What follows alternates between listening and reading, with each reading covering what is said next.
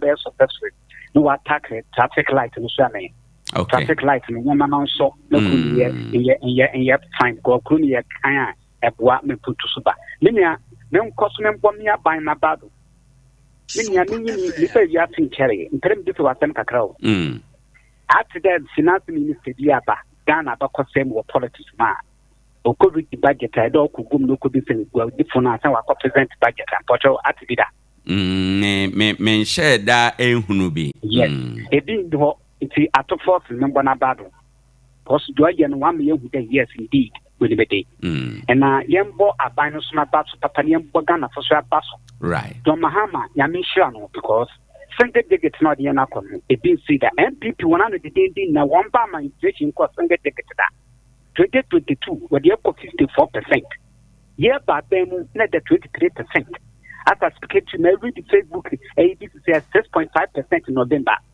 When I can buy it on Abaso, Dimania, members from Payat from Mumbo Mabaso, Wakunja did the Amudim Silla Collect me, so you're chain. Very well. Yamin Shira won so papa, ewo ho enum. Ebisa for all friend of Wabaso, Yabefa Kakraka home, na ye net 21st for wedding come. Hello, good morning.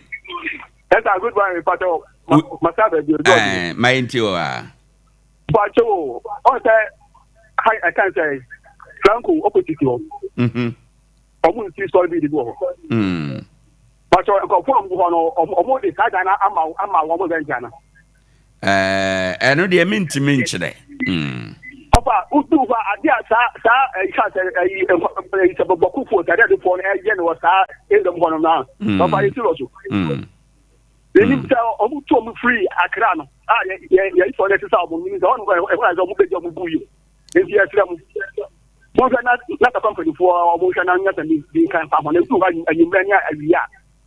Very well. A matter to be a young woman. Okay, yeah, that's it. Yamin Shiro.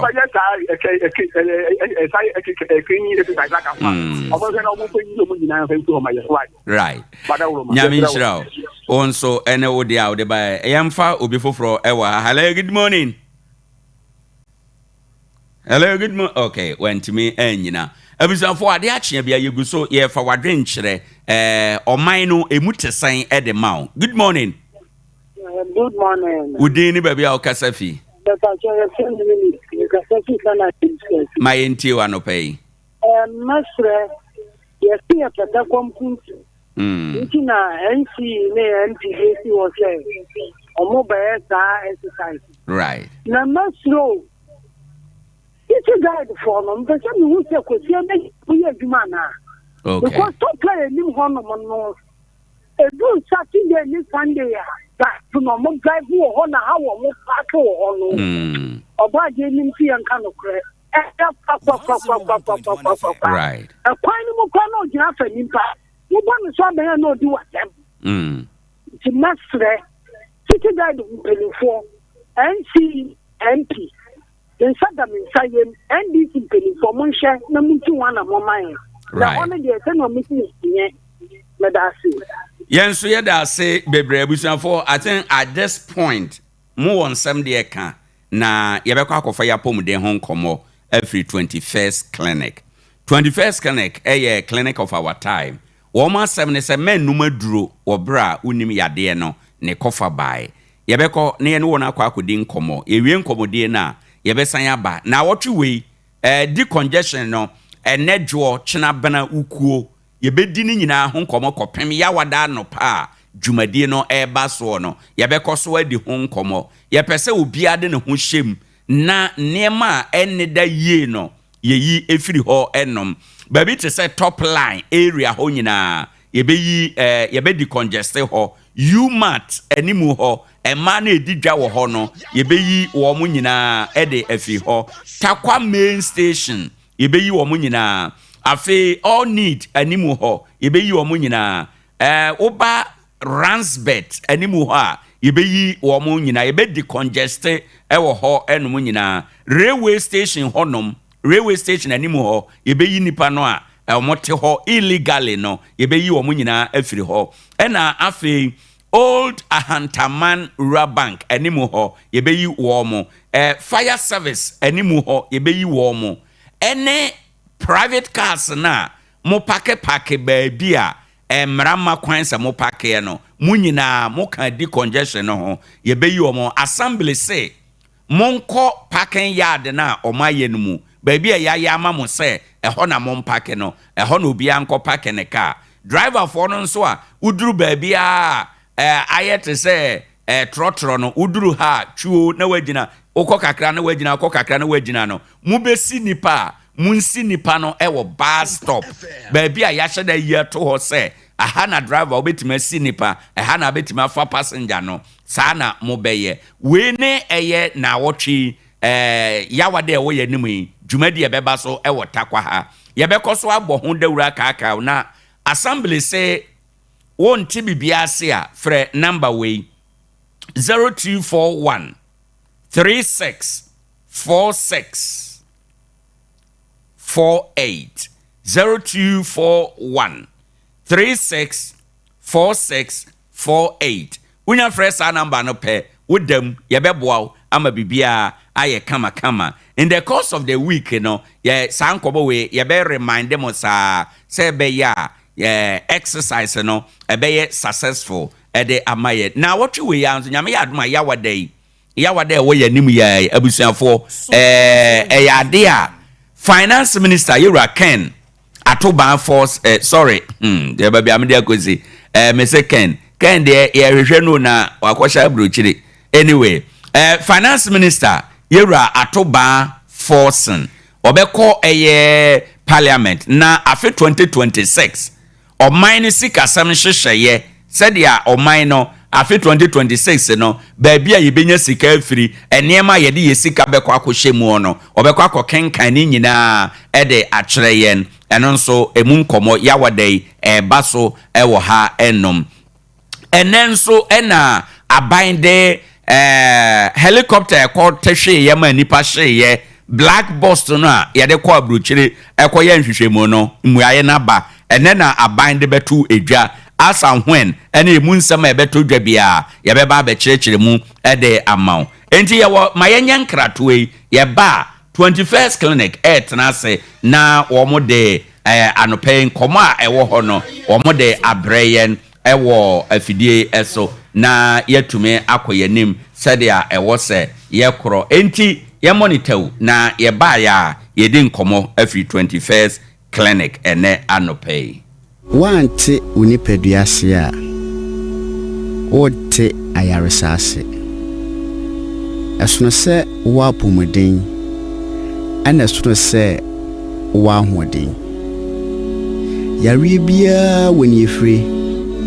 timanu maduro abra wonimi yare no kofa bai we eye 21st clinic yenyina so a ye de sa yare wo 21st clinic no yare a amanfo tituni abrochirefo enim se yesa pa no ene yare a friend se sciatica se ye kase sciatica eye nhoma bi a efri osisi achi se de ohu screen so fa wo to ase fa wo nantu besi fom aya na etwetwew eye wo ya tutu tituni anajo itimi ka ona ba kopɛ se de ohu na ema se wonante akakra na ye wo ya ntimi nyina na so etimi ma mpabo akra mpo wura ohu 21st clinic ibenya botre akyerɛkyerɛ mu wahu se yare na eso afa osisi achi ni nyina no ewo ni efri ye lab emojemu ahwehwemu bia ubehia no ye de mawo ye sanso etwa scan se opesu hu se de enwoma sitie ewo yefunu mu pesu hu se akora ne da ye onaye o kidney o liver o brebo o pancreas o yem nyoma nyina no twa ho mfonyi ne yehu adekropote a ehaw na ye wia ye de abibiduru a ekwa anim ye hwehwemu customizing highly efficacious medications and ye de ema wo fi say wo 21st clinic no ye gidi say enyoma ema ye yare wa asase su nyina enemre mu no fofuo na no efiri yenua ne die mu enti se aduro foforo ekofa yenum akwa ewo sendro no ehotie esono mfidie a yede yehwehwe mu ena sono mfidie a yede sayare ewo 21st clinic na ye branches no ahodo na edoso to be fan number ye dash screen so na wafre esanse ye wo Accra Kumasi Techiman Nkranza Wenchi Sunyane Brekum Goso Debiso ene Dwaboso Chesemfuni a uhu nyina no every 21st clinic frɛ ye number mienu egu screen so na yenchro yaso ya eben wo se eye akomayare esichire yare otu asintini atwetwen wayase etutu typhoid ulcer ayemkro oboa no ehyehyew wachika se no eye wo ya etutu wodwunso ntentem ohunam nyina adwa se de mokwa ye ohono kanwakoma tuyem frɛ ye call center for no sisia ewo 0540 311 311 0540 311 311 and 0546 616161 yebejo so nchechiremu ne branch na hodo ye ben woni nyina no ibenya abotre na ye ne wadi nkomo se yare enkoa na etete wemu wani njia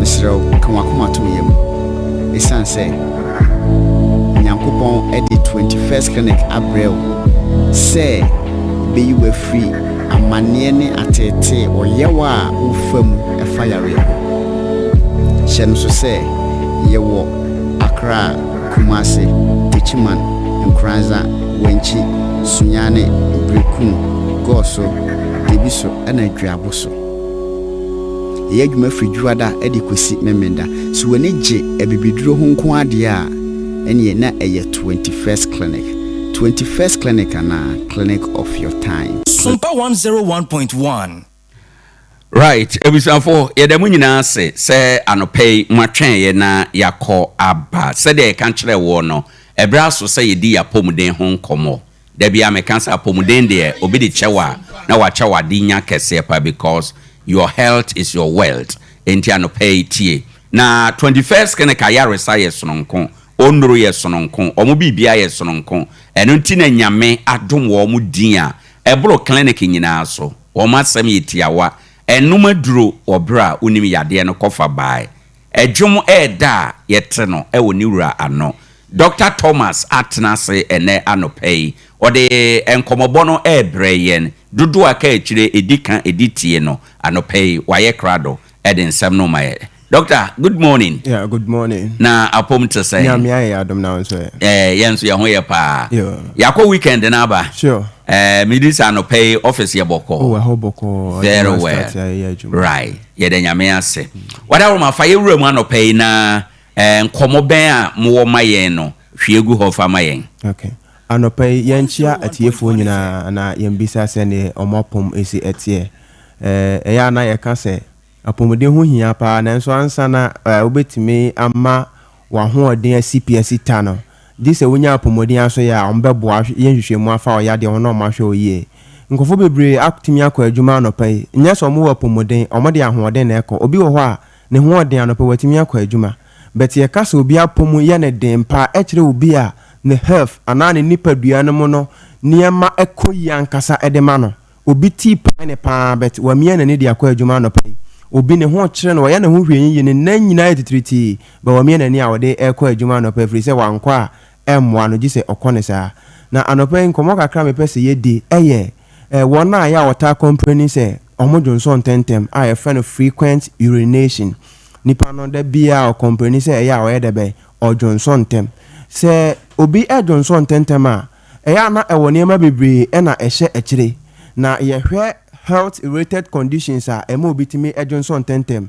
na fe ya sedentary lifestyle niema bi a nipa ya eno sitimi ma oye de be odwonso ntentem se ye fa health related condition na eya na eye major issue pa ya na ye pese ye hwe ne kane na obi a odwonso ntentem no ida obao obema o ye hwe ba bia efri eba dodo na ya na mema e na omotanya this condition pa but a man so etimi enya bi ema ne yeye nti ye fa gender na ye se mema e high at risk than ma nanso omienu nyina etimi ye debe etimi nyama ne yeye ye ba age wise a na ka first no ye kasa obi dwonso ntentempa e mpanyini yade nanso enne no e kamya kwese ye ni ye bi ama emaburu nso kra no etimi enya dwonso ntentem so ba dodo na no eye omo a omanyini e na omotimi nya this condition ema ne yeye eniema ede eba no ba ko pa me pese ye din ho nkomo a wo mema na afam eye obi a wanya prostate enlargement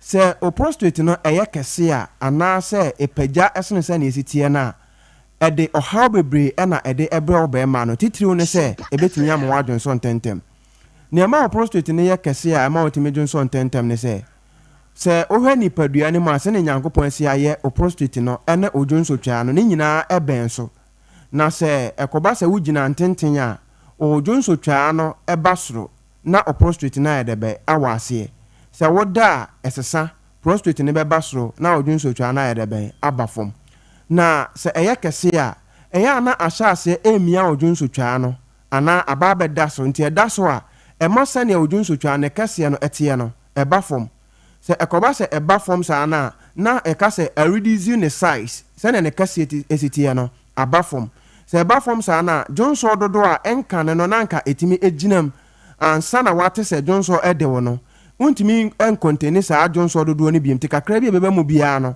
na ate se odwonso twa no ayema ehia se obekwa kodwonso se ekoba ne sa se jonso ne kan na wan tumrika kra na oye debe o jonso ho afiri se jonso twa no kakra bi eba mu bia no ayema nti wo se wo ye debe okoyi efiri jonso twa nim na emu ye debe emu eda ho ne to so biem drobe na ekonete odwonso twa no a jonso no efam eba abonten no eno nso ne ntamu pe na o prostate no edebe ewo the prostate no eye kese a na enwoma no ana emia no se emia na ema sa drobe no se ne nanka o jonso no efam pi abonten no enya na sa pressure na efam ba no yedebe reduce nti se reduce a jonso no ne epi abonten nyina ntimi ma nti o jonso a na ase ebi esan yedebe ebi esen akam nti o jonso bi a ebi be yedebe ebi esan akam because kwan ne mu na ho a ma jonso no yedebe epi abonten se ebi kam a na enche kura no be sa te se jonso yedebe esan ede because de ba no wantimi anyi nyina anya debe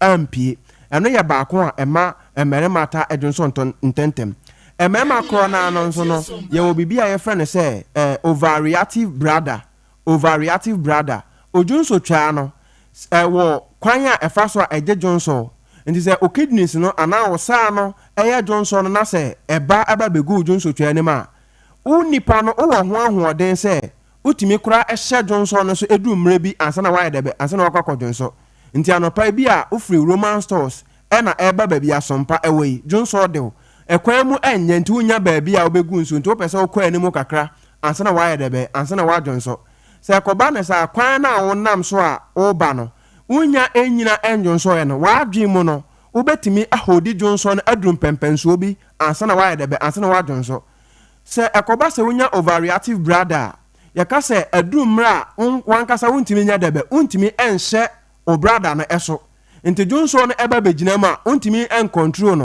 aka wo se utimi hye onso duru ba bia ansa na wa jonso we de jonso no ba ma ehia se oya debe okokọ jonso aye very very urgent se wan jonso na wo twen so sema kakra bi kura na etimi ma oya debe wo se wo ho ene yaka se wanya overreactive brother nti aka jonso no aka wo na wo se aka okokọ jonso no mranka wo se utimi contain jonso na ansa na wa jonso untimi enya sa amre no di se okokọ ya debe okokọ jonso eno enso eya ade a ema mema eya debe eta ejonso ntentempa nti ubehu be ma bi no sabi otika mu kura na ka che driver ni se driver mpato si na mingu nsuo se driver na twentwen so kakra bi pe obesi Africa dem na se wa debe wa se na honkofo bebre eta enya sa ohawe ewo omodada asetena mu o office o person konkọ jonso se bibi delay ne kakra bi na se wa ankọ obedwonso ana obese ne ho sesie eno ye ka se nipa no wanya overreactive brother ema ne ye debe ema no edwonso ententem ena obi a wanya ye ka ne sen ohawa ye fa no prostatitis prostate no aye inflamed ana se ahonho no eno no etimi ebi wo na infection na ebaaye ena ama prostate no aye inflamed eno so no betimi amwa ye debe watimi adwonso ententem obi a wanya infection na infection ache wo system ni ma mo ne timi didia ekọ nipadua na akwa ne bia ombetimi akwa ha obrada no betimi amwanya overreactive brother obedonso edebe ententem afenu se unyina ya fa bi se unyina eno nso no etimi ma o prost junso twa na kasa na brother no ade bi da no a eye sphincter eno no na ebo ma otimi hodi junso no tianka junso ne ka na se oba be junso a na afisa ade no emu abie na junso no epia bonten o ma sa ade no eno ankasa unyina eye mre nkakra ba se eye mre sa na untimi hodi junso no se ne ewo so ye debe ewo so hodi no eno ema ene mema nyina etimi enya this condition ti unyina na sa sphincter no eye mre nti eno ankasa timi bie anytime bia ti junso kakra bia beba mu bia no ewo so ka ho ansa na wa ye debe wakodwonso udile kakra bia obe debe obe se ho ni yaba ema na fam a yese oba bi eta edwonso ntentem so oba enya ade a yefra no fibroid onya fibroid a eno so timi ma ne ye debe ema ne dwonso ntentem hye no so se wa wode no ene odwonso twa no eben so pa nti se unya fibroid a fibroid ne yese honam na ewo wa wode ni mu no ena ye debe ahonho enyini ana afifiri nti afifiri a aye se ne enam ni bi asan ababeka ho dada no nti ubehu se ama o brother no uterus no ana wa wode no kase te se ne onyam no nti se kase na nti no ebehya ase de pressure de ben ato odwunso twa na so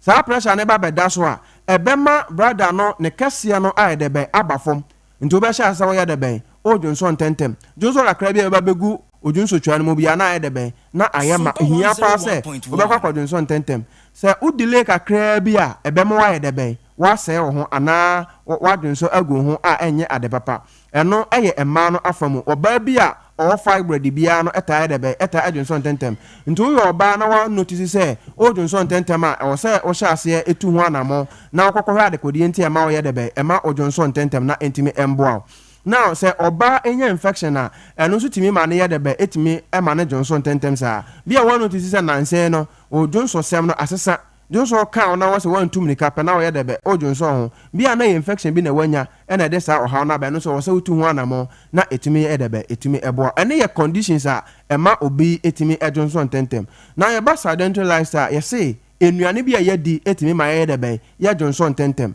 enuane a obedi te se enuane a ekuta fluid bebre bia wote edi watermelon no udi na anajo nti bia anajo na wudi ye nti se wodi na anajo sa enam se fluid na ewo mu na nsuo na ewo mu no doso nti no ebetimi amwa ye debe wa dwonso ntentem ye obi ho kra na wo se o ma ne nom mori koko sesie ya oba dwonso ntentem na another health condition man fa nka ho obi a wo diabetes se wo diabetes a sugar na be doso a o system na nkasa no na adwen se eyi sugar na de be afrim because ohun ni se thousands ana poisonous substance a de be aba nipadua ni mu enti kidneys ne be ya jonso bebre se na be ya obeyi sa jonso no de be apia bonten na anytime bia na kidneys ne be na adwen se eyi thousands na afro nipadua no ebe jonso bebre ti ebetimi amwa de be wa jonso ntentem to bi o diabetes bia no ewo condition efa of frequent urination ana odonso ntentem every said that bia na was kidneys ne try say enyi thousands ne enye de be mpa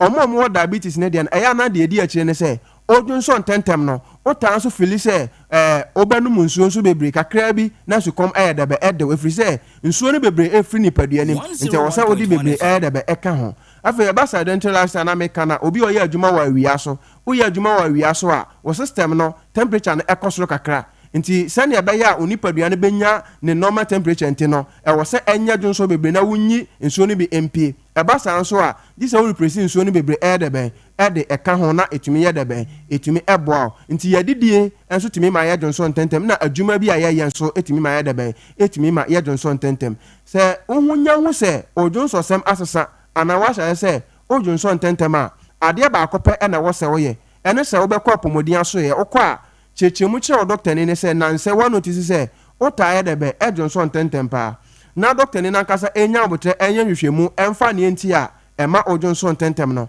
ne wo se ye trial scan na ye hwese wo prostate no ha bia emba ho o brother na odwonso twa no ha bia emma ho so ha bia ba ho na fe ya hwe nnuru a ye de ma wa ebetimi aye de be ebetimi aboa se wadua ne die mu nso a na ya che okwan abefa so obeya emma dwonso ntentem no enha wa adwen obi nso kura bia na odaduro so ye wonu bebre a wonom a ne reactions ebetimi ama wa ye de be adwonso bebre nti se ye hu se bia ya duro na wonom a na ye be che okwan abefa so a ebeboa na dwonso ntentem na de be free ho ni nyina ne se wanhu adekode ama odwonso ntentem na odi aduro bia akɔ nipadua ne ma wa yie pɛ na san akɔfa ɔha foforo ɛdɛbɛ ɛde abrɛw ɛno nti na etufu sɛ wo hyɛ ase notice sɛ odwonso ntentem a the best thing ne sɛ wo bɛkɔ apomodin aso yɛ bia ɔbaa odwonso ntentem ebia na yɛ fibroid na wa ɛdɛbɛ wanya anaasɛ ebia yɛ nyensen ɛna ɛdɛbɛ aba ɔbaa bia ɔnyem bia no ɛwɔ akwanya sɛ obetimi ɛdɛbɛ obetimi awura saa ɔha we mu kakra efiri sɛ wonyama o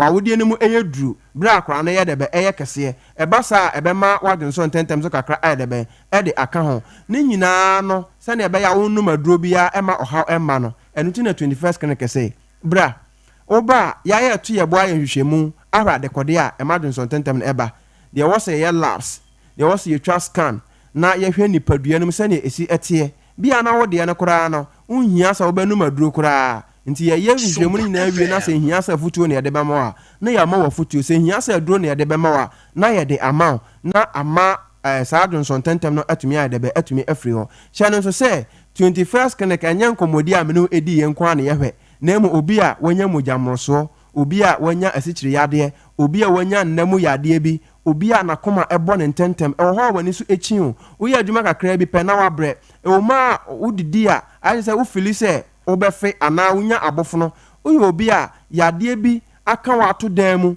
a unhu adekode poten a ehaw se eye yade be se yade be wa ya unhu adekode wanu munuro sa enko brane yento yebo enye hwehwemu ehunu ba bia yade ne yede be efri na yemfa ho adu enka no emfa ema se ne be ya yade no ekọ a ensa emma biem ohwe ya be no munuro sa na sa akofa oha foforo ede be ede abrɛ hye no so se obi si na chi kase na ye ne ya wanom painkiller sa owie no wakokofa yefun yade aye osa enam painkiller na wanom bebre nti enkonomi aduro bi ensan kofa yade foforo bra na yenye hwehwemu na yemboa na ho entumi enton sa wo hwe ya kira kwan a takwa ye Roman stores opposite wa onya duru takwa babia free babia sa wankasa wo ka na wutwi o sa wo tena taxi mo wo se oba takwa Roman stores udu takwa Roman stores a yenkwa ne abrosan a ye opposite Roman stores ya painting green ena yellow ena ya de 21st connect banner kese abosro ena ya draw obi a wanya sciatica condition bi ya de be ede atare so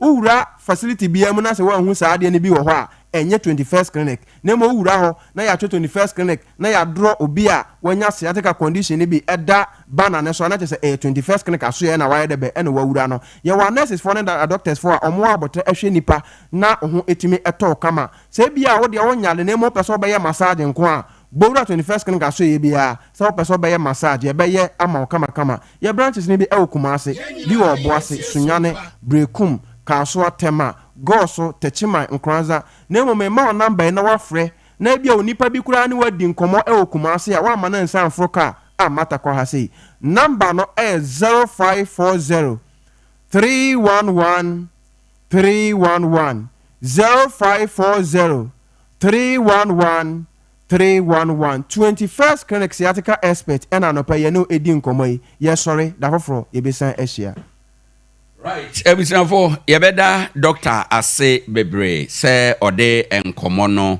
abreyen wade ayeye na ye wa na waye anopa tumnika na ko 21st clinic koshia doctor foi na yensaw yade ewo ho enom yeda wo mo ase pi ewo enkomo eninkita ho a wo mo ede abreye no eho makane sa mawie no abusuafo ye bekwa homa no so na yedi nkomo bi enkomo a ye kɔ akodie no abusuafo de tie nie enora ne na wotwe etwam eba enora mu na na aban bɛbɔ amane se eyade a aban adwumayefo no wato wo mu akatua mu ohanche mu enkono efiti January 2026 edikosi December 2026 eno no ye kan say base pay increment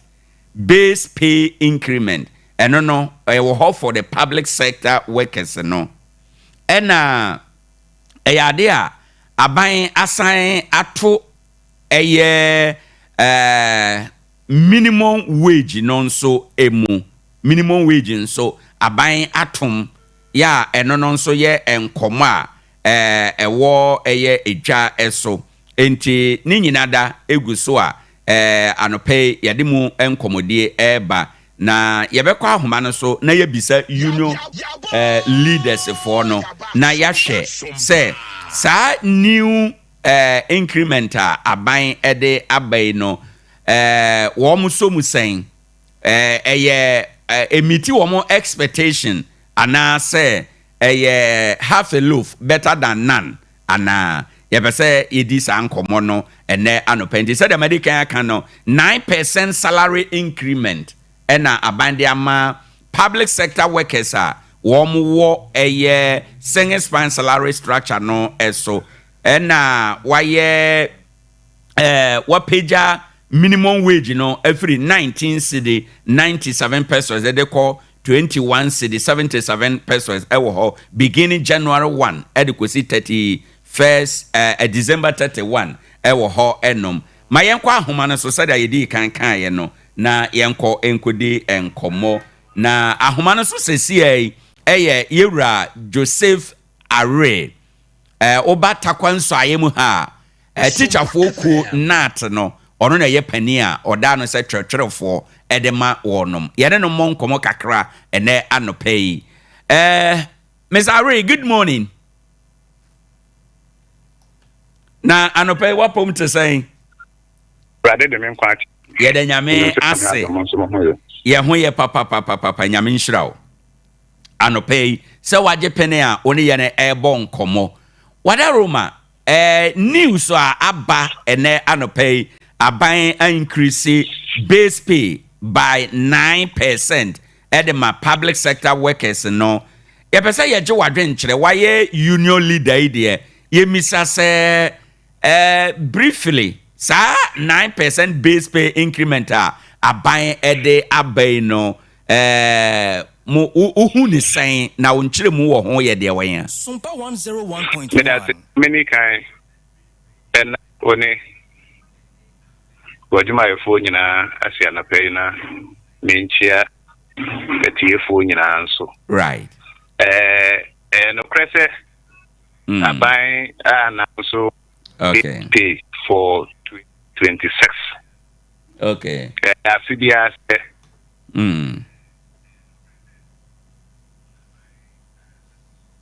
you know yana adwumayefo nka omku ene aban echia nkomo idea of negotiation right waka na me aka ade dey no say ye nyina yana say ya no eye baako na brofum ne ka say ya agree on a certain figure sure na afibia sana ni a friend base pay nebeba no mudika ni a friend minimum wage right but my friend daily minimum wage after say emre no adwuma ma na say adwuma nchecheye mo say obi adwuma aban no na afa nipa no na say ankrankra bi na ebie na adwuma na wafa nipa so no mo ye adwuma no mra no say ma nipa akatua no en san chain ya friend daily minimum wage no right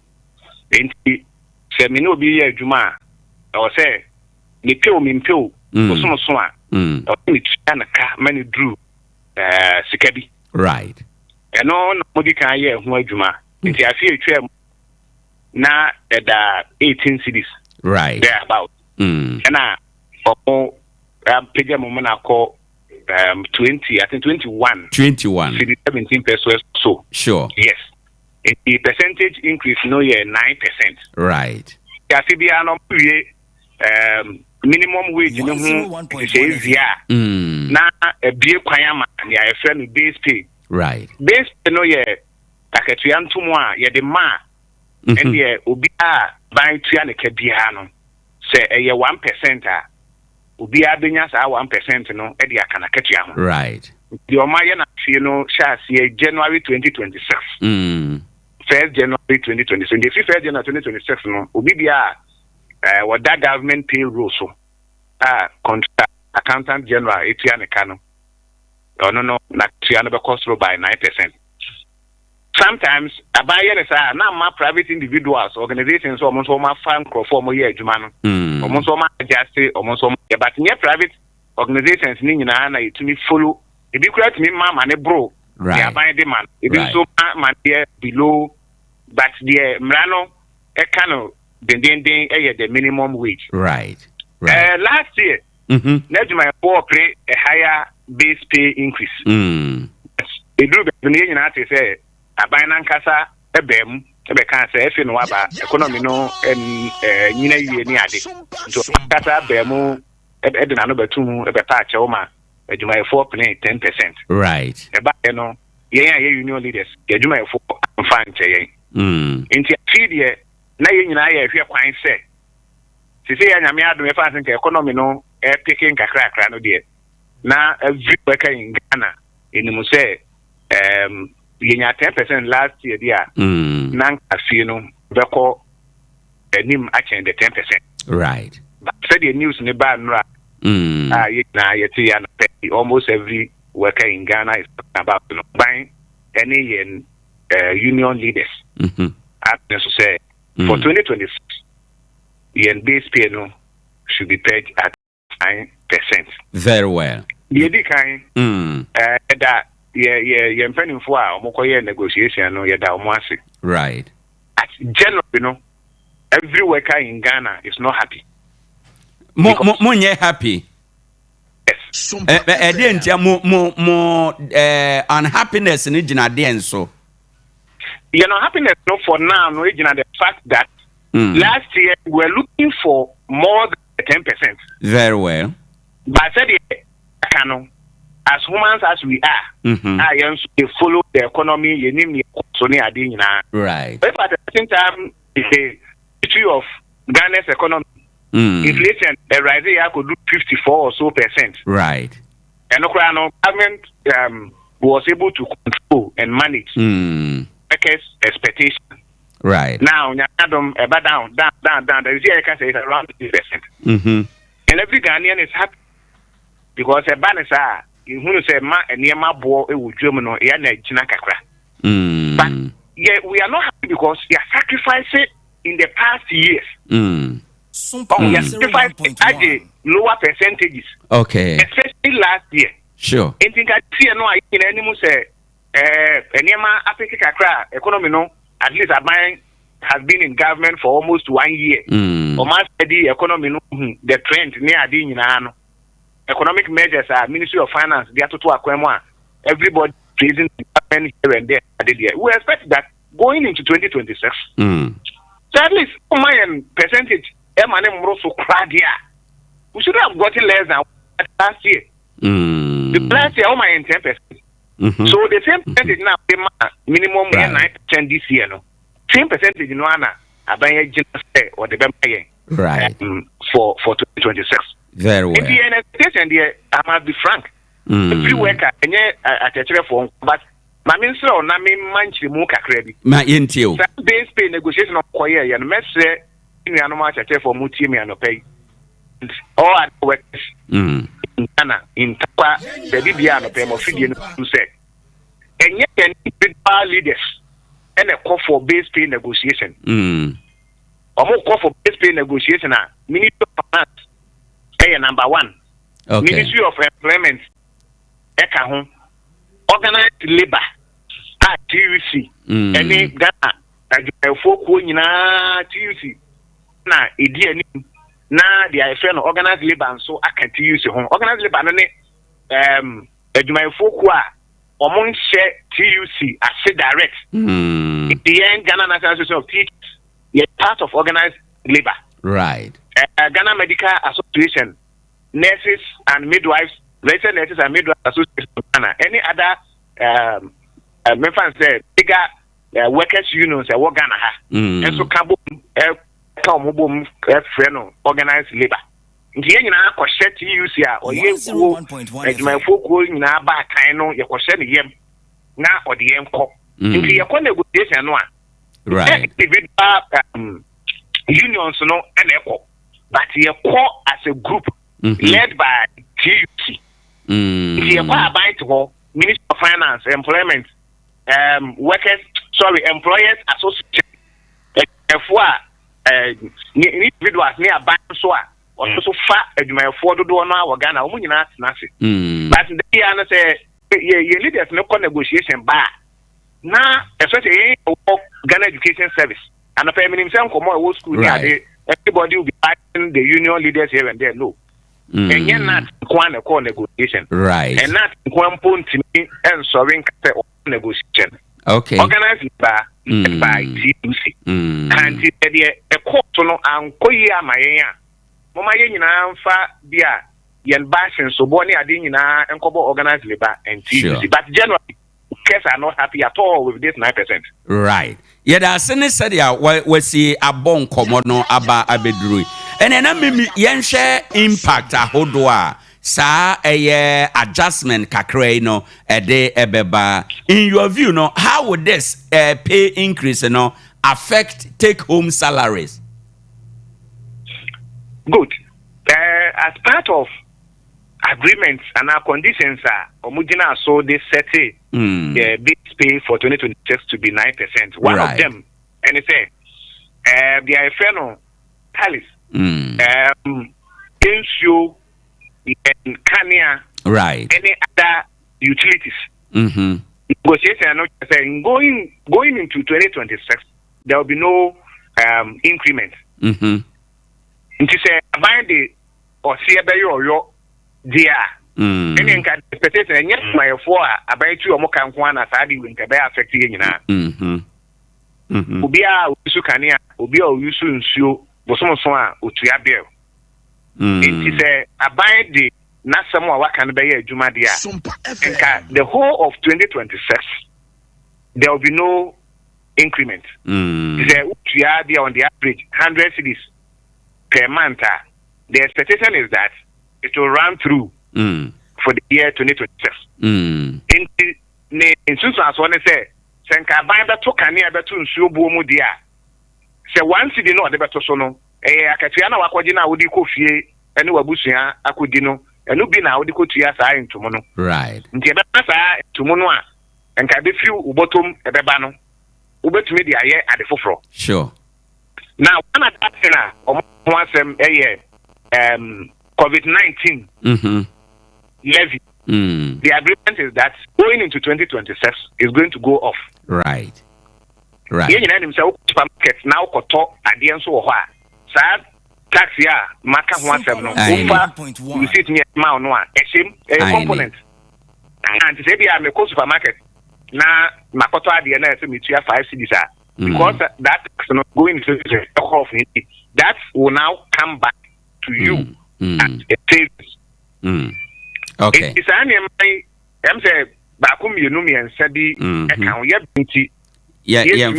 to details. Right. But these conditions you are why or more acne so. Okay. I'm told to say VAT also move from per what we have all read. VAT also be going down by 2%. Right. It's one city so I be 2% in my bano. Nina be back. But he said yeah, where be sano. Almost say inflation a form. Edema bo ejina kakra. But January in himself so nema boy edin. But if you am where June na a bag of cement near 20 thing. Meaning say any ya me no kasa no pe no bag of cement e bo na form. On say by year on the negotiation now omujina inflation. Some economic indicators. Now yeah the year calculation at the end of the day in yansu so papa we bottom. Okay. In the end you say what we call the take home disposable income. Yati tax, yati we free one with the coffee no. On the average, say my family we are 5 members who hold not the 1,000 cedis every month. They say no amount 9% of 1,000 cedis, no, I say 90 cedis or so. If me the quack 1,000 cedis, so at the end of the day, I'm going to get 1,085. Okay. But Nema, me and I say me ma akujum akotono. Can that 85, 90 cedis make up for the difference, Anna? And the answer is no. Right. Ghanaian workers are not happy with this 9% because we are also economists. We also do our own calculations. Sure. I mean, who said this 9% cannot take us for the year 2026. Very well. And maybe the final one again, what indicates say generally no Ghanaian workers are dissatisfied with the 9% increment no ho. Would you say ebe affect productivity and morale ana? Oh, for that one, obvious, sure. Obvious, sure. Labor expert will tell you, say, work a beer or quite juma, or yes, highly motivated. And by motivation, and yakatria, you know, run the row bottom. Sure. And a worker at workplace, highly motivated. And the moral, and so of course, we said the wedding kayakan. I know. Yeah, whenever community workers in Ghana in general, in addition to yen Bosnia Katian and Kosi and Saka. Example, Ghana Education Service. Yen other special arrangements with the Ministry of Education and Ghana Education Service. Right. But the time no say implementation are a very, very big issue at the Amaye. Me Juma with years Nanka me area. I am entitled to health benefits. Okay. Me Nkonko yi Ghana insurance, health insurance card. Maybe I'll be giving some professional treatment at hospital of my choice. Right. And I didn't also in Sanka. Okay. I better my man acosro no ama etimiaketa for some of these things and also afidra about to me Emma aketia man in Koso. Enti nesu so one say I go to work, I am not happy. And you may say piano, maybe within a week, I will not be able to do it. Indirectly, affect productivity. Sure. And affect productivity in so Ebema buying the tax in other way as a onion and so a beco. Right. Until you pay the workers well for them to be motivated. Now moral and so akosro. Right. Now my productivity and so akosro. Now my income all other things are a deep productivity nature and so akosro. Now by so more tax for development. But to me I will not run away from it. We are all human beings. Okay. Very well. Openi anope ahana berebema kwane yeden komonesi. Minim say afe na news na bantino in the coming days bibia krope apwa yebesen about hobby onyame nhyirawo. Chance me get ifo nyina nso ase anope. Atifo eda wase eje so. Abusianfo ene a wote ye Yewura Joseph Arere.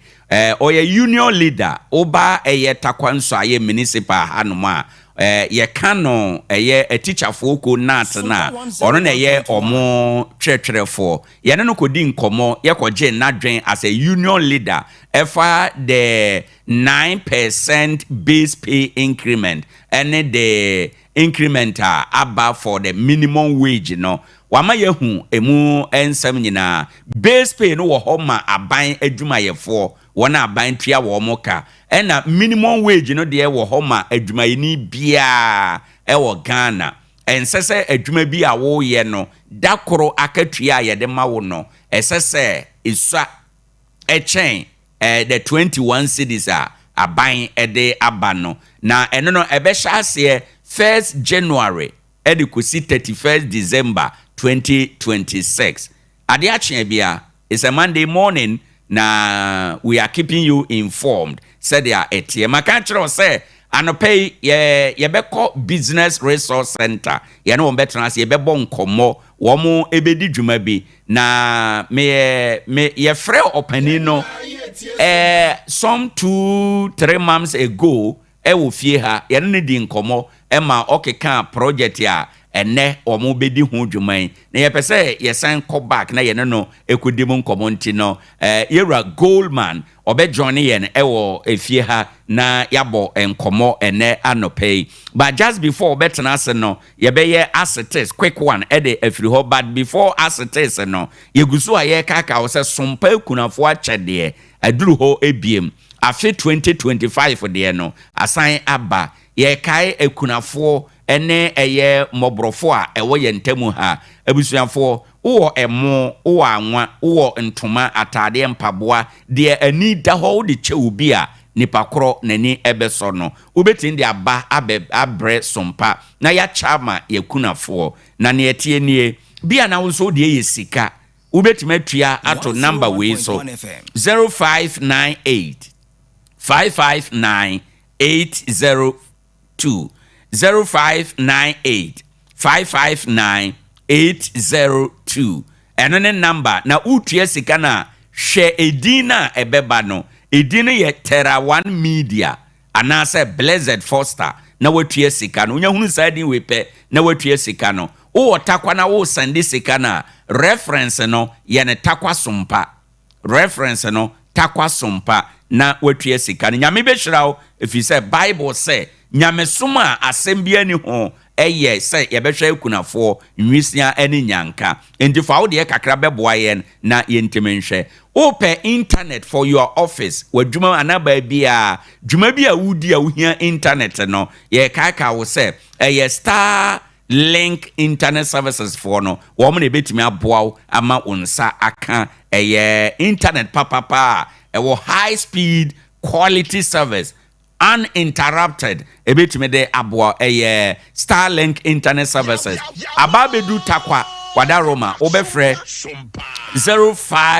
0500 050 853 0500 050 853 na woni wona tu anamo yade eyo nanso ene yade aba nyina achi no nimde ni enupa nso aba Dr. Amuzu Herbal Clinic ede enupa aba eja eso Amuzu P Herbal Mixture no etumi odepu akekaye babaso asekeka jonso ya ne jonso moja ni nyina ebeko Amuzu P Herbal Mixture adaroma ena ye wo Amuzu Garlic Bitters ema blood circulation eye adwuma ntentem wadaroma unya bia ebeboa sciatica pains beko o pressure no ebe normalize odi ye high odi ye low ebe normalize ni nyina ede ama Johnson kan na wanye ntem a na Johnson agu ho eno ye Amuzu Garlic Bitters wombeso ano kama ede ama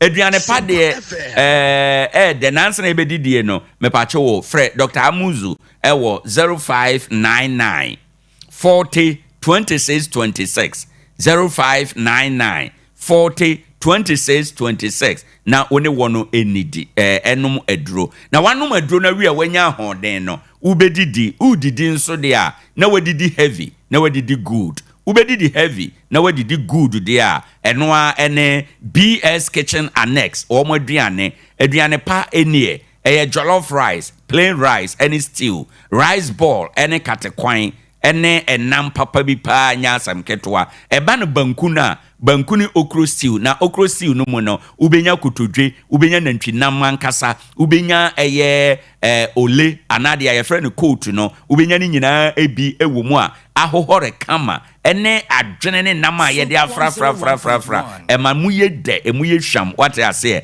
eya na wapebia de na eba no fufuo a fufuo ne aben kwan we unya ne ba bia age BS Kitchen Annex na wo maduane no nso efie aduane se wo ye obi a wani je nchechewa ho a bibi te se meat pie ne pastries ne sanema no se wani jije ho de a ene wada Roma BS Kitchen ena ade wani kire ye ma aduane pa lai wom ubedidi na to techro maso ama ho atowo hwehwe ye chi akwan wo Takwa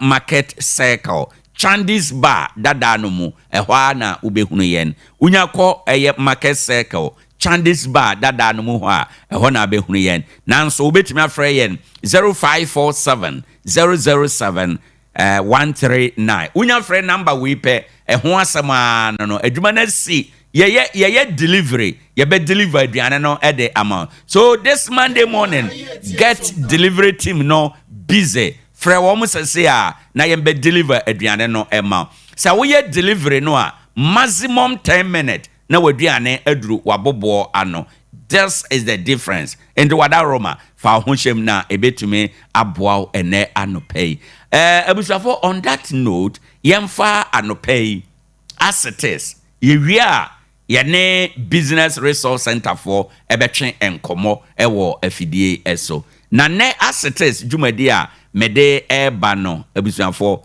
matudin se when the state runs for its life say dru baby na oman no ankasa edwane abo no ne nkwa ho ban a e kire se ye dru bunu mu pa na ede nti America ne sa eye galamse nti a good morning Ghana if you say ade ache na asema ye be kan fa Ghana ni bia ho entitie bi na ebetumi aboa segment we your friend say as it is ye kan said ya etie nea yedi ya dwen ene nea yedi yanhwehwemu abata ho no eno ena yede ema ye ka ehun sem ewo ha enom na ene ye be kan sem bia ehu asama ye be kan ehu no esanso ye nkomo bia fiti na wotwe etwam no nyina eba no eye nkomo a Ghana fo yedie aba abedu sabre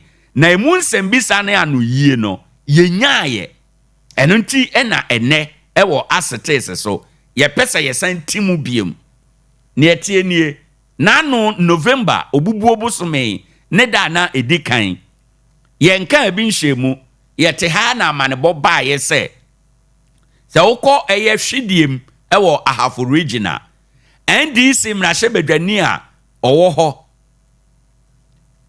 yewura ado honorable eka ne din ho nine mosofo ekwa akoye wo mo adwuma ena omo hunu se galamsefo bi eye adwuma wo kwan ne ho nine mosofo koi ekokere wo mo ye kere wo mo a MP no ede yebeka broni beka se tax wo de mabunu a wabo wo ma no a wo mo ede anieden akwakohye nine mosofo se munyai wo mo anyai wo mo de a oyo opewu a ubenya ena kakran asanu koduru eye police station ye bobo ka nhwehwe sese nema buruburuja akire nine mosofo no ma ye mere ne ba ya ne se ye de wo mo kwa dwane ye ene ye de wo mo call ye ba bi a oman no ye duru no ye nka bi nhwemu ye nim sanka eja ye se de wahunu bi pen no ohunu bi biem ohunu ni mpre no so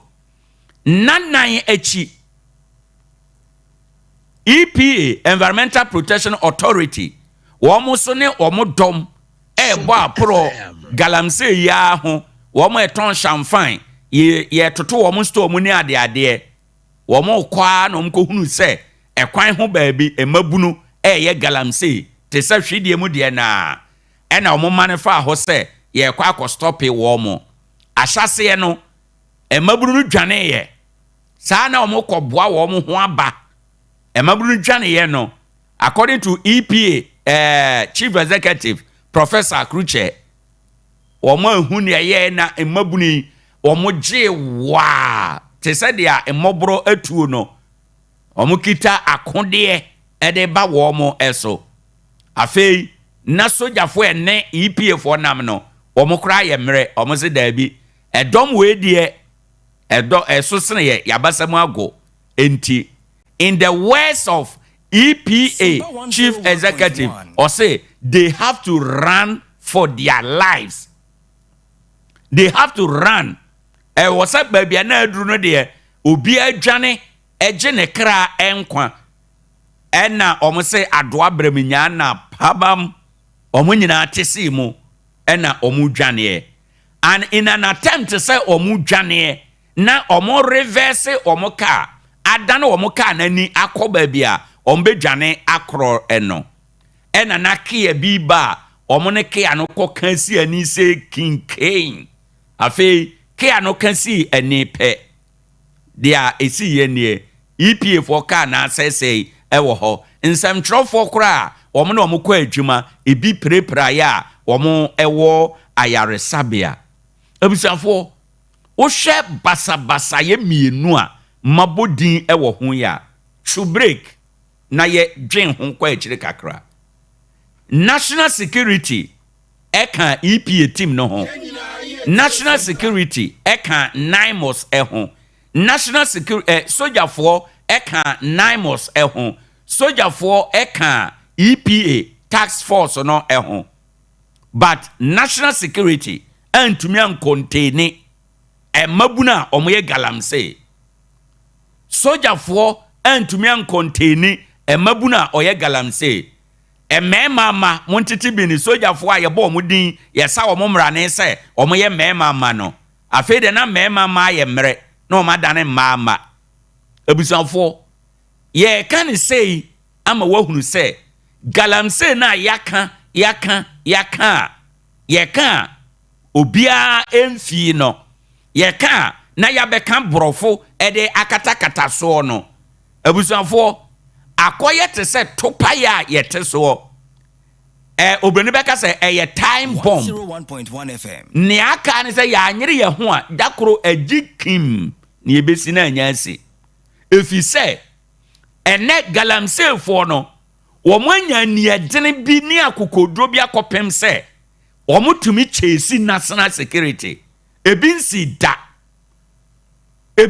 da national security for a oman bambo kita womo galamse fo timi pam womo ma womutu womo namu mirika edwane to run for their life according to EPA chief executive officer or say baby na de na dru no they have to run for their life o kind statement no kra dru baby or say Accra na say they were taking instruction from Accra send omo message say omo change ekwan no a omo fa so koye no for security reasons anhwe ya na mabunu no ebinuma kotware wo omo kwan mu nte no they had to change ekwan a omo de eko ha na de ye ba na ye bisa ye ho se de na oman Ghana yepe oman Ghana de na yepe it looks like say on the economic side no indicators no micro no nyina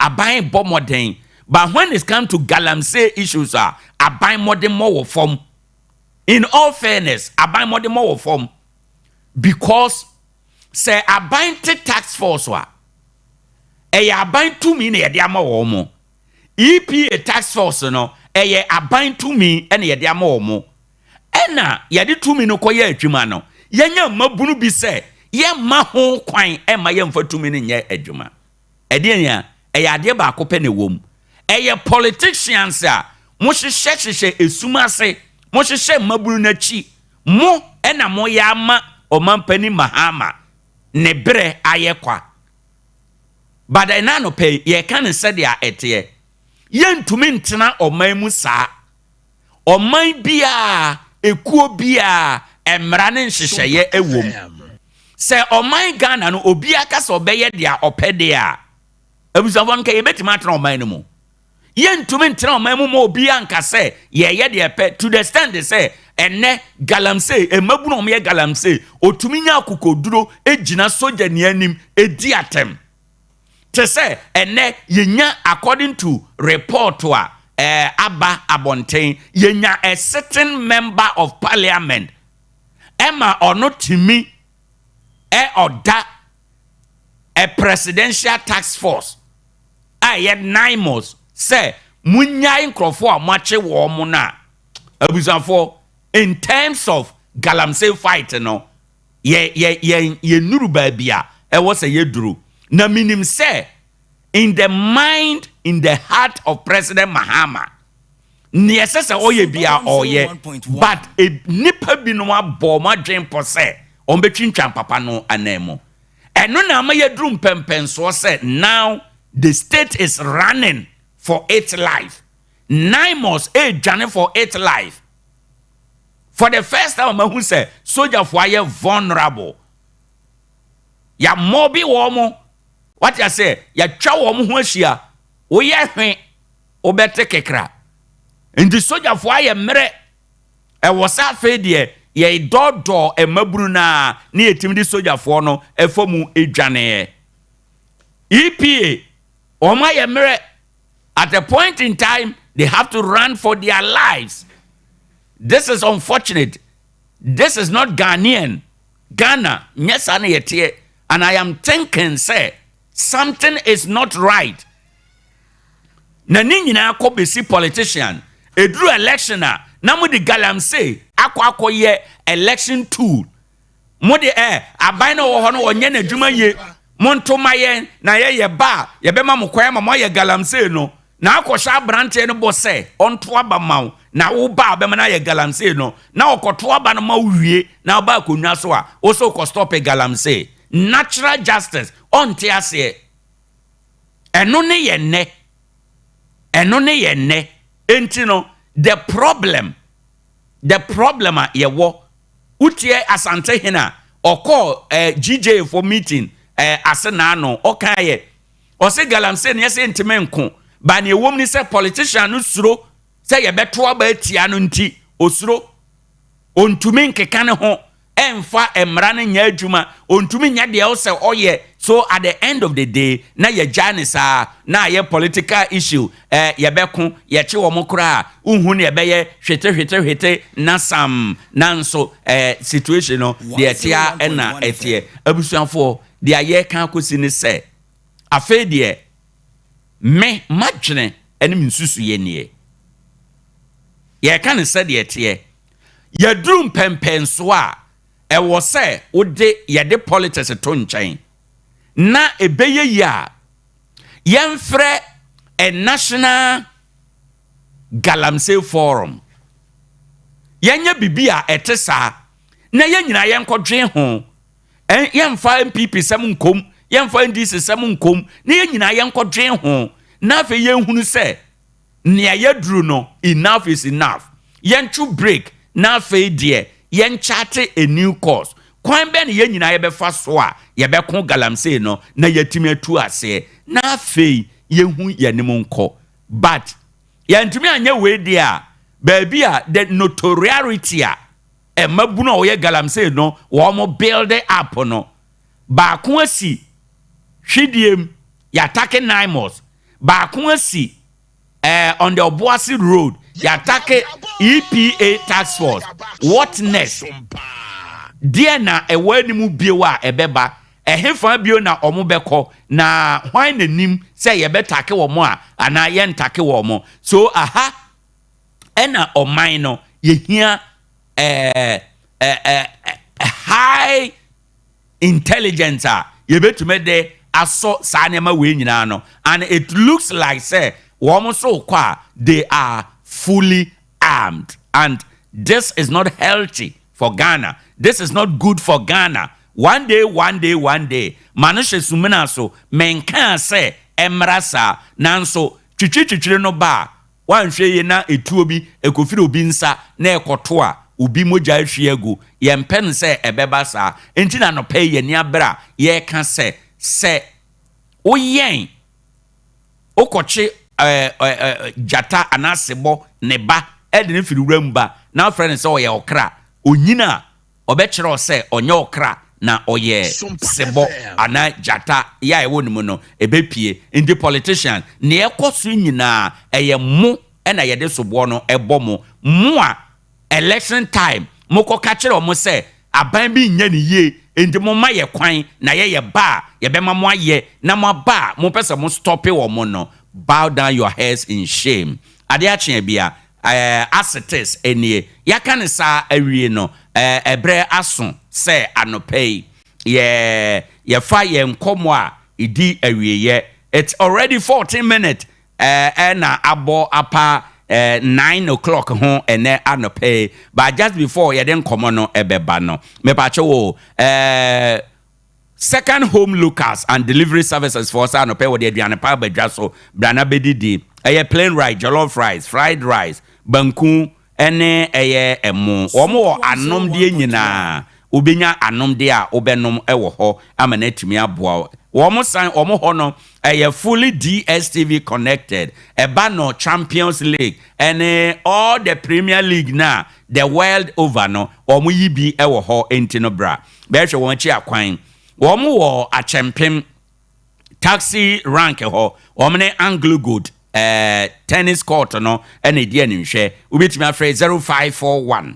149 150 aduane pa adwaso nie kona kope bibidi ensupa de edwodwo akoma ensuo ne ye ba kope Freedom Arc natural mineral water ensuo eye free bomode ana pebi na ebetumi aboa ama bibia konkan ayema ufie o party ase wayi ase nipa dodo dwumade bia no ensuo we na ye serve hotel na restaurant for mudie mu a mo serve bia mo moka na efrefre dom enso vise ensuo we de ejia hoho ankasa wada Roma frɛ wɔn ɛwɔ 0244 534603 ɛna 0247 615931 wɔn yɛ nsuo wɔ ahweteɛ so ɛyɛ Sun City Dre Master for ase hɔ a ɛhɔ na wɔn yɛ nsuo no okɔ a wɔn ebetumi aboa ama bibia ayɛ kama.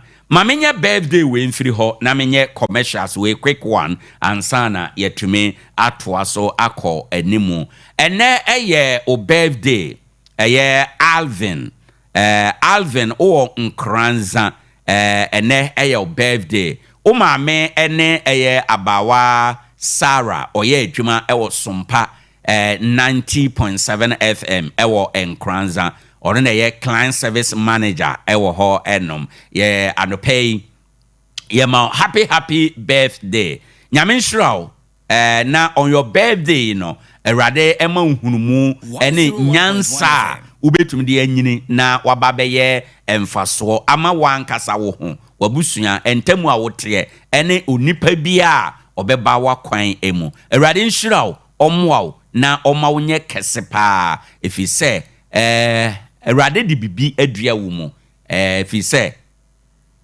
wo ena oye babema ewo o maame emam enti no erade omma dia waka fa ho bia no emram. On that note no we wish you a happy birthday Alvin and your birthday happy birthday enkomau ye chia busuan nyina. Well on that note no abusuan for me da me ho aba me ye commercials me ba ye nkoma edi awie ye no ye de nyina ebeba abetoa wo so. It's a new day ADE AKYE ABIA. Good morning.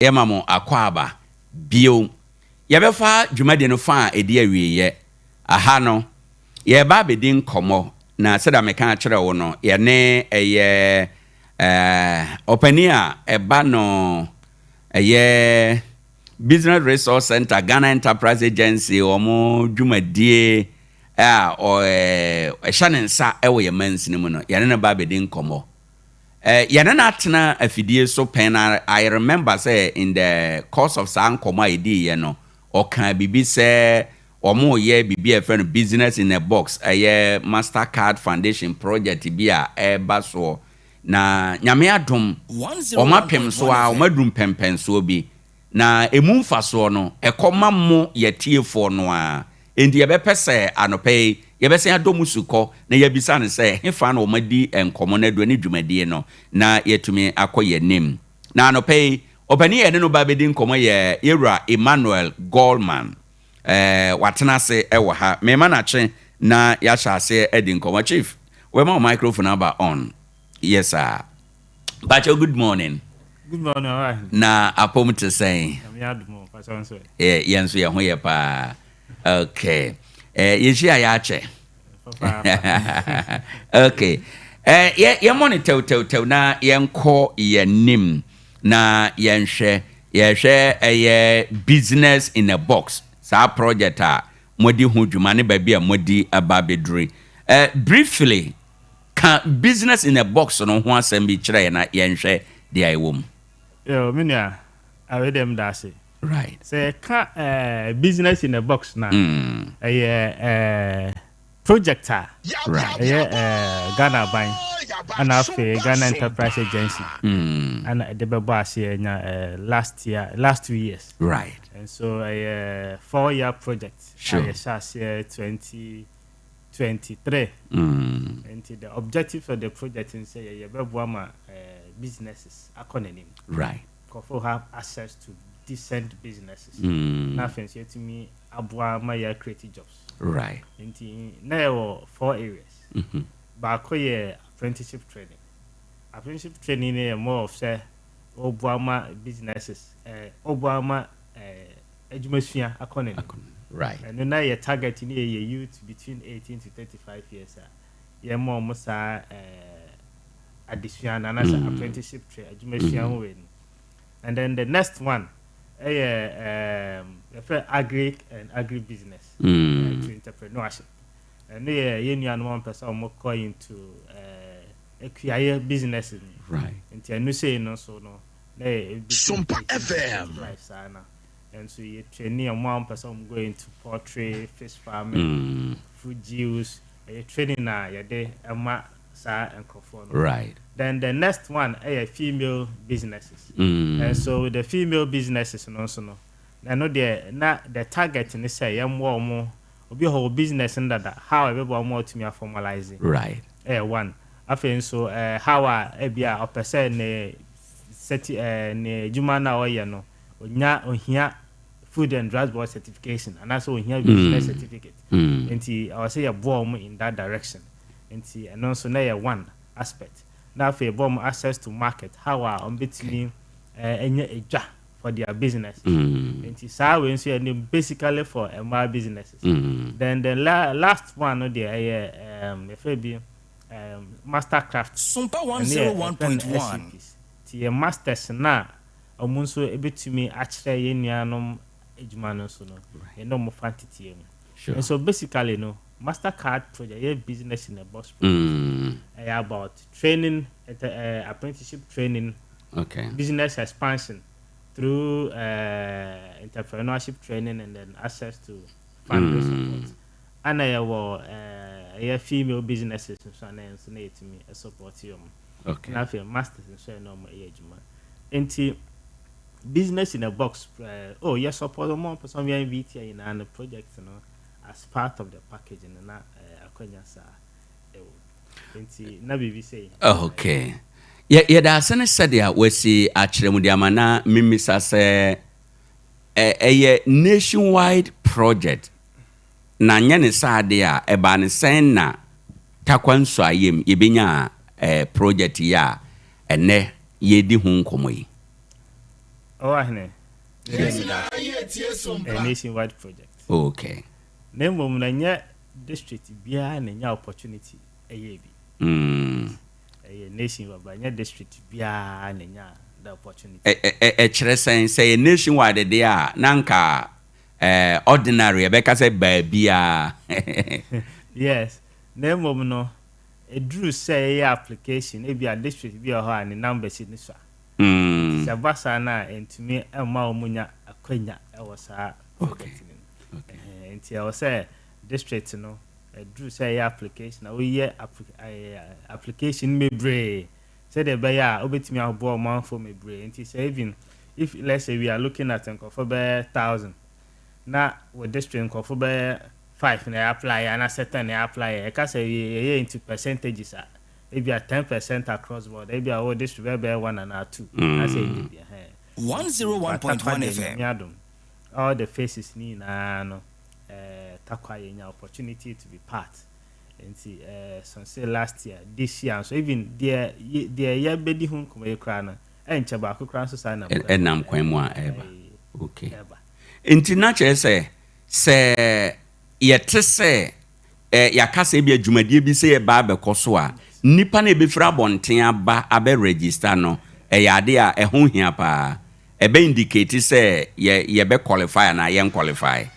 Yes nana ehun hia papa ehun hia papa because ye share ashare sana okay bi o ha oti a on sada fa na adwen ma okay chief o kasa no wo form kakra nti obeben ho amaye that's fine right okay nti se obi o ho na oti a on sada fa na adwen e ma asem na ye ka no nemum no bibia nso ye real right nti time obemu se aso aba no ana se dwumade na so aba no na fe na aka se ana manti ana ye ne da pai but yenim se ya bo hu dwa ye ne bi o ho associations bi o ho information centers general assembly meetings ye ne assembly members ni bi di hu komo ye communities na se akra no ye communities ene omo e kasae ba to be communities no kwa omo se da for madwen ma bi o ha ye be call ba bi nkofu be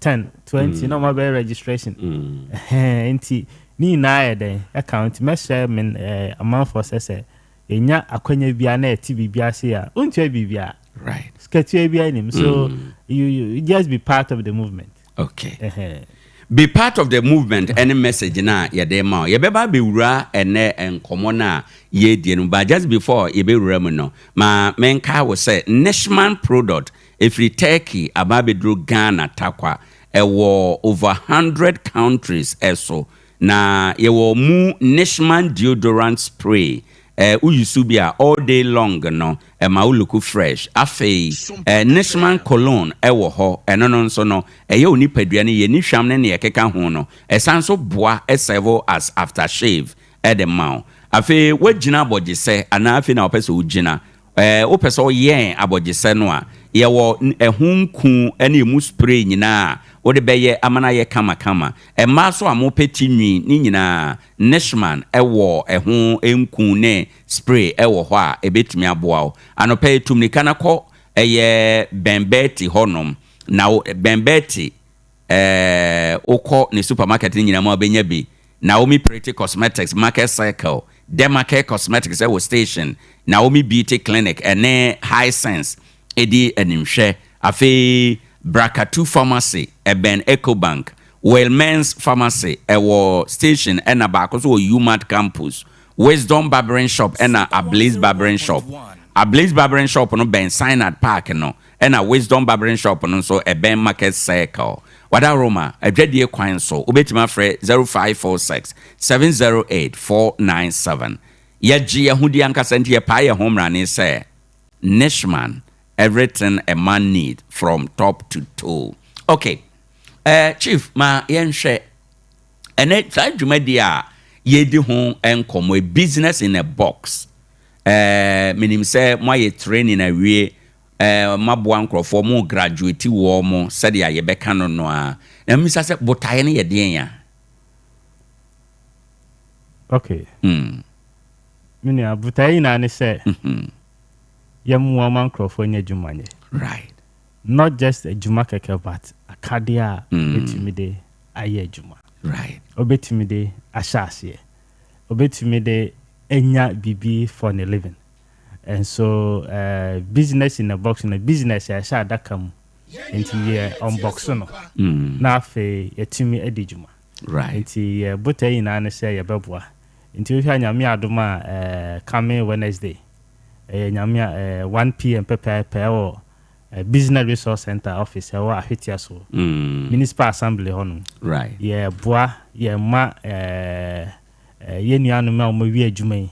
In fact, yeah, honorable MC, honorable governor, and yeah, regional manager for Ghana Enterprise Agency. Now, municipal coordinating director, yeah, Dr. Wilson. I'm gonna be did mu kena. Okay. Na ayakama. Right. Enti yawo enkofu mebre a yabe support you. Ebi ye into dressmaking. Ebi ye into carpentry. Ebi ye barbering. Ebi wo auto mechanics. Auto electrician. Ebi po general electrician. Ya omo me deco. Omi na yabe support you. Ebi tiling. Mason.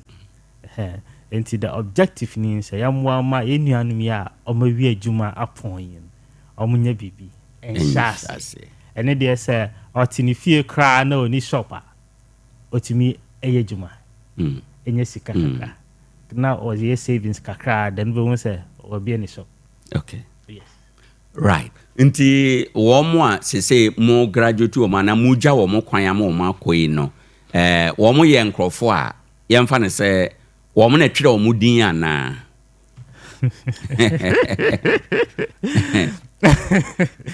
Video I say video. Pacho. Amun twere wo din. Okay. Na mo maye enuanom a ye de o ma fantity mu. Ya quantity a training. Training enwumie no. Right. Ya adwumasua entity mu. Na fe so how wetin be manage your business entity mu.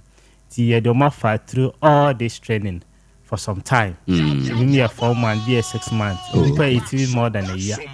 Our project in the Oma for me na into a brass to say you job mo kwan. Okay. No what me there a set o majuma. Right. Yes. Right. Inti ni parodo say na mo ja wo mo kwan. This year there o ma ye job mo kwan 46. 46. And yempo no western region you're very fortunate because district binya 10, district binya 20, binya 15, but nyamiadum takwa there na ye honorable MC so moeboa pa into 46. Even enche ye almost so amu go into farming. Omo ne try mo be a fish farming and fruit juice processing. Almost so enche. Okay. Almost ye be almost there yes. Right. Inti saa nipa muja wo mo kwan adechie no. Ema ne mema say ye bubu mu a ema wo mema wo na ehon nsam te san. Ema wo enti ema no 25. Oh, okay. Ana mema no 21. Okay. Ma 25, mema 21. Ade a wo musuasua ye no ebi ye de wo he a what me say earlier wo di kana bobo ebi so na we no mo kwa especially e ma na e wo mu no mo besua ade de na mo kyerɛkyerɛ wo mo e ma na your barbering oh okay your as usual dressmaking your decoration okay your auto mechanics your welder and so a woman. Yes, and so a man. Right. And to the end of the woman say, Oba or your water. Oba or your baba. Oh, a bois. And I encourage and crofos. Okay. Inti bibi te say, Omona, Oba no ye baba no. Obeyi and crofoti no. Why natural woman? More training school and training center be a baba for why a church or one. Yeah, video that's it.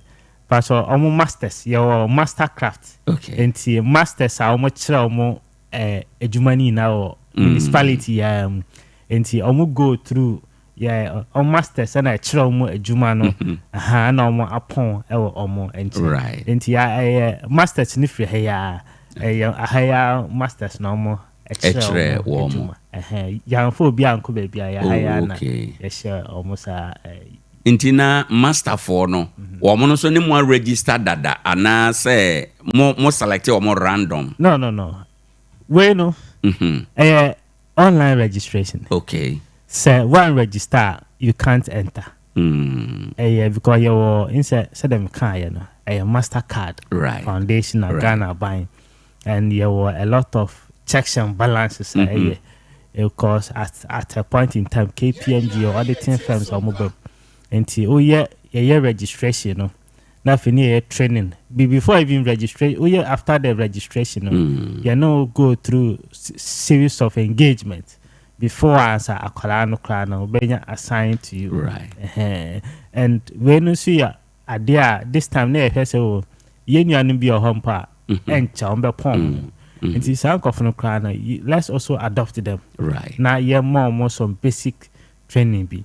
Yes. Until Obia or can who be a over register. Because there's a code you assign it to you into the moment I do phone number be registered.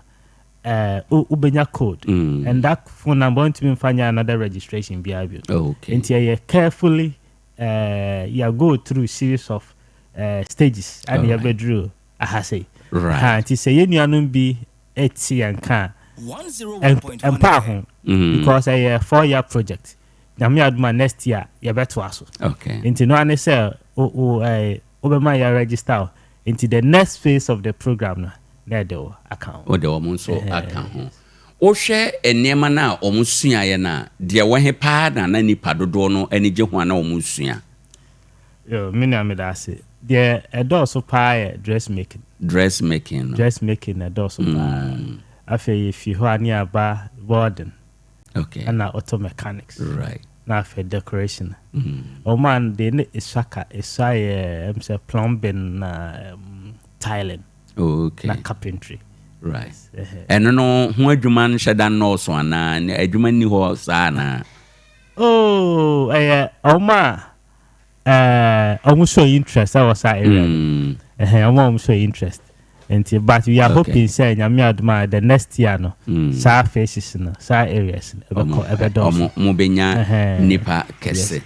Right. Enti sese no mo bem ja wo mo kwan na mama mo kita ana kan de mo de kwa koye adwuma kit no de na wom de na wom me o senka me di bi ba na ebie so me ka say last year presentations we share bit say auto mechanics or the toolbox or the other bed diagnostics kakra we auto electrician and also on a box a big box and the tools near the PPs right.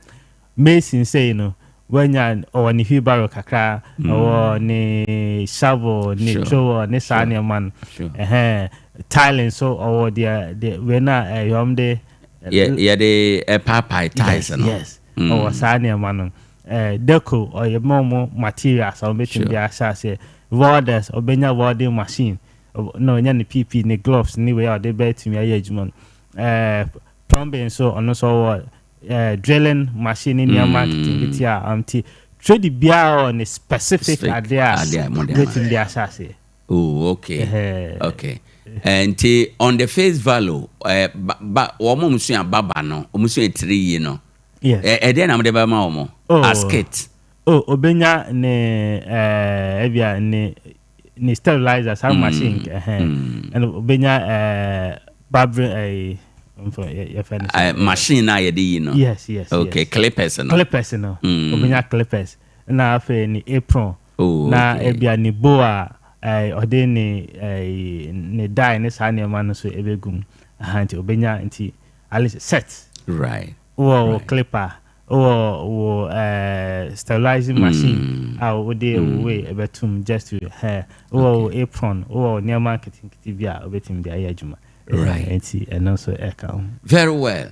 From your own assessment no Pine Bena sa training amode amasa afoi ene keta amode mo agya omo kwan se omo community no mo mfa nko ye adwuma no ebe boa youth employment and job creation. How now you more success stories be say crofo be sua wie no mo kwa omo de ye adwuma na. Oh, menia. Nyame adum. Nyame adum. Adwuma no eso aba. Right. Eso aba pa. The entire makers are say last year the year na ya call rounds. Ebimo ashase. The end dem poni se obi ho a o se oye no fie. Enti waji apprentice bi mpa those onya shop kese but ni fie chen no abobo we ya sase ye nuanum bi na om ye sprayers omo obogo so junction me call last 2 weeks na me call around the master catch him so what ne ho crowd dada he say mpo ne husband and a spraying work ano no your ba enti nyame adum eso no aswaba ana the young so near project no enye say ye no wi ane ye da bi say ye go so ani ye hwa ye mo ade ho nto ye ba ye fraw ye hu how ane me call ye ba shop enti nyame adom ba obenya ba akumienu bi nso obeka say oh metu kwan me nyan shase obenya ba akumienu but dodo na ka say nyame adom wa shase yes me pacho say mo training nipa no wotakwa nso ayem ena mama na kit nipa no betima decide say oh bia I have businesses no and running mamenti no manya training na we manya kit na we may relocate to other district. Oh akonya ho sa okay akonya ho because ya buta ne say mo nipa nya adwuma enti bia na o takwa sisia no okọ let's say azim enti ya fro no say o mi wa azim ana say o mi okentampo no problem okay say your office near the whole Ghana enti no say your office na ho no we just notify them so on track on share say wo ye adwuma yes enti no dey any problem ye can say there sabre obi tifia na dwene say me hunu ya anka me ka ho nanso wa ma assurance say after we no another training ewo ha nkofo betimi aye fa yewura enunum kakra na yenhwe de na wo ye nima e ba so bi aye na kono na opese ohwehwe machi akwanya yo me na milase nyame adoma ye system no ye portal no ye still active okay adia edeba kono no because ye online still active right enti inside juma bia in fact me boba edoso if you are person going to baking and confection somewhere juma person ye auto mechanics in fact ye encourage ye nuanum say ye go more into that areas auto mechanics auto electrician general electrician at the palm hairdressing in fact inside juma bia and system because edoso anti inside juma bia person sua na say bi mpa enche usua enche na obepon ho akwanya no ho the here say obe visit ebia business resource center e wa ahwetia so your contact line so ho ana so say wa assembly member or area no bisa no say biz box project na BRC for you et say okay and enti u bisa wa assembly members and also ba assembly u bisa unit committee member and also bisa wa assembly member and I say the trade associations omo ko ekueku for the palm hairdressers and now so the back office takwa your municipal assembly your bebo your contact lines so far your bear system and the crack no cry your internet into who call Ghana Enterprise Agency big sports project what type here ebeba that you can even register okay it's right. There yeah chinchine bia very well yes wo maya so tim kwa there yeah mobile boy yes mo training na ya na ye because you say ordinary ko abonte so kosua bi sua no 2 years bi sua 3 years na keka ho mo training duration yes say training no it depends trade area no by a maximum of 6 months maximum 6 months but obi o ho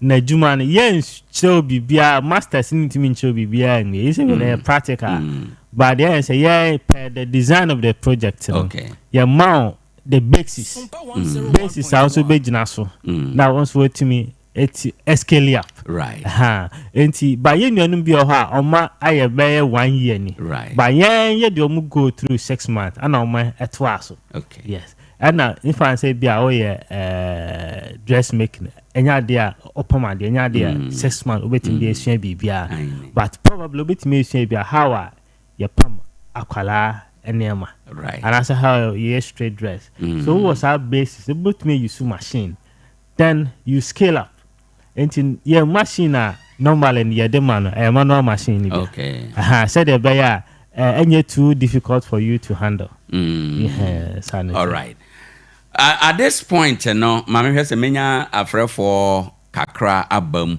na omubetimi ebisa 102 bi na wakyerkyere omumu a ama bibia ye county ebisanfo nyame ya adoma wona asua adwuma wie ewo eye Ghana Enterprises Agency womo ne eye Mastercard Foundation business in a box ho dwumadie no ho komo na yakwa kodie na ye peseje o se wenum de o ma wie a yeja wo mo kwan na ebia na wo nso wani je ho so be kan ho se training bebre wani mu a yeja wenum kwan wie a eba wo question bia betima bisa na opani a kire mu me ba cho ye 0546 618774 0546 618774 and afi 0260 196062 0260196063 eno nso wuramu a yabefa wadwen kyere na wo asembi sa bia ewo ho ansa na yeja owura yi kwan amanakọ endi ye twen wasembi sa na wadwen kyere ansa na owura de na asem edi awieye aba betom bad ye twen no na ye kaka wo se back to nature osteopathic clinic no ana se bone setting clinic no nyame ya adoma Dr. John Kennedy o se next month 15th December edikosi ne 24th December no anopa no wotwe kopem awia no miensa ewo 10 days in ntem omo ba betena se ewo business resource center wa hwete so municipal assembly honoma na omo hwew yade yemfa second kan yemfa pan yenwo yebeye wa adjustment kase na abu ni ato apare ho o how bi aba kase no mu no ombetimi ahwe ede aboa ama bibia aye kama obetimi afre Dr. John Kennedy ene na pamfo na waka kire omo se wote ne SOMPA FM se o bahanum na o di kan kra frɛ na watwere wudin eba sa de obedru pɛ wo na obedi kan hwɛ o first 055 633 1877 ana 0543 798 801 na wafrɛ SOMPA yeda so ejina mu sɛ SOMPA 101.1 penifo e kai wo sɛ ubetumi aba promotion fiti sabre kopin bronya no waba beje airtime odi didwa wo ye sofo di prechi ana di didwuma bia 050050 takwa low cost ena ye wo Tamso Estate Road no so ha entina wahye nsom anopei yeguso a ye kan ede kire wo se BBD essential oil no mema oil oye bema na opese uhu se waye kese ade nyina mu mpaninkasa wadaroma ofre ahoma ya obema onsa akabia na ba bia ye ton bibidro Ghana ha bia kankantakwa okwa ubenya bi obekọ Tom Joy Pharmacy wo market circle okọ ha ubenya bi number na 0502 011 421 na wafre wo mo Isaac Hardware say baby a wo bia wadaroma tumnika na bra na omoa ema wonsanka ka ho nema sorry adanse ho nema ebeye kama de ama or blocks nadro de board so headpan binding wire pickers and quality paint ne danse ho nema bebre oto ade wo ha ye de kojawo afei ye estimating so e de boawo ye wo Ike City Abosu Road ye be akowia hotel ehonoma 0244 111153 and 0550-251-600. Chief, my emfa was my day at this point. Na fancy. Yes, sir. The day we in an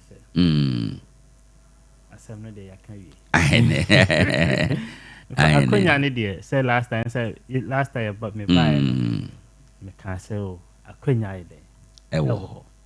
SOMPA 101.1 Young and sure. Say, and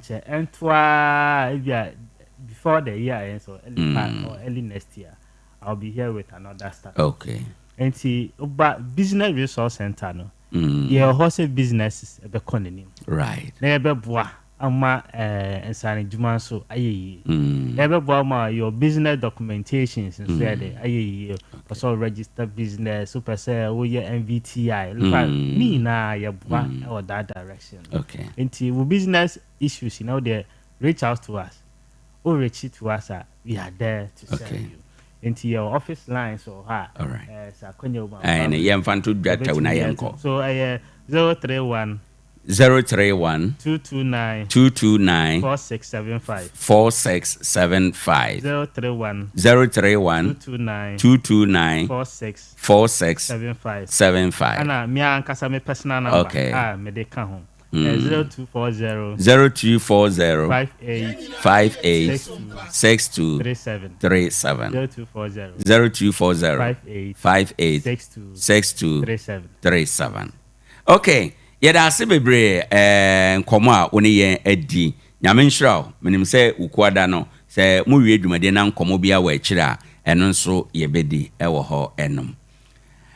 Right, abusafo ene out ye yewra Emmanuel Goldman na ono na Business Resource Center Ghana Enterprises Agency dwumade esi wo mo ensaso no obaya idi enkomo person register o business bibia anything business eye wo mo ena ebeye ede amawo ye de si ha ye sorry ye da DJ Kenase on de call Facebook SOMPA 101.1 FM no eso ye da ya frefo no ye tiefo no obi a hwe dwumade ase fiti anopai no nsiampai mu abepem sabre na ye koi ena Royal Eye Care e ka kire wo se bosomi we nyina ohwe aniyade ede amankwada enti for abofra no bra na yenhwe 80% enkwada no aniema omusua nyina no omde omani na ehwe ti ma wabofra ani ehun ntechema ubetimi aba na yaboa ye wo lenses ahodo blue coating lens wo photochronic wo ho progressive single vision DVLA eye test any occupational eye test nyina wo ho freyen 0545 350577 yane Tasco second gate no edi enhwe ewo takwa haya cancer mixture eye edura ekum ye yawo ewo nipadua no mu enti ahotutu asasabro na duro eye cancer mixture obefre 0244 871 862 trust in Jehovah for na day abba Isaac say o car no be upgrade no car no ho niam nyina hydraulic jack seat cover car carpet ne car ho bibia me pacho 0244 111153 mampon badunuro no abadwa so aboaten afro obowa osisi yade ko na frɛ number we 0246 780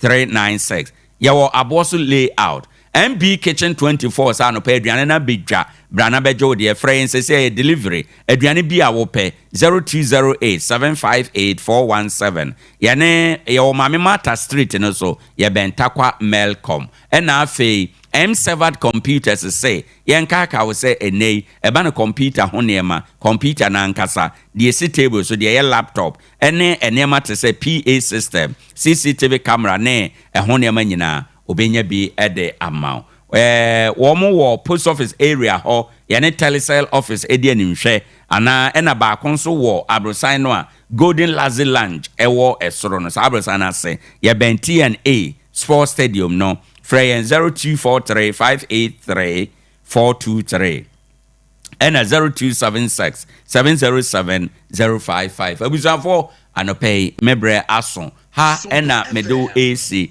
nyame ya adoma berepam yɛbɛsan aba afidie so biom na yɛaba abɛsom sɛdeɛ mede kan kaeɛ no yɛda DJ Ken ase mechanics a na anɔpɛ yi ɛyɛ me modɔfo pa ɔwo ahene achampɔn nyame yɛ adom a ɔkyena ɛnso nonsia ɛmpae mu yɛbɛsan aba biom yakra mo ɛma mo ani tie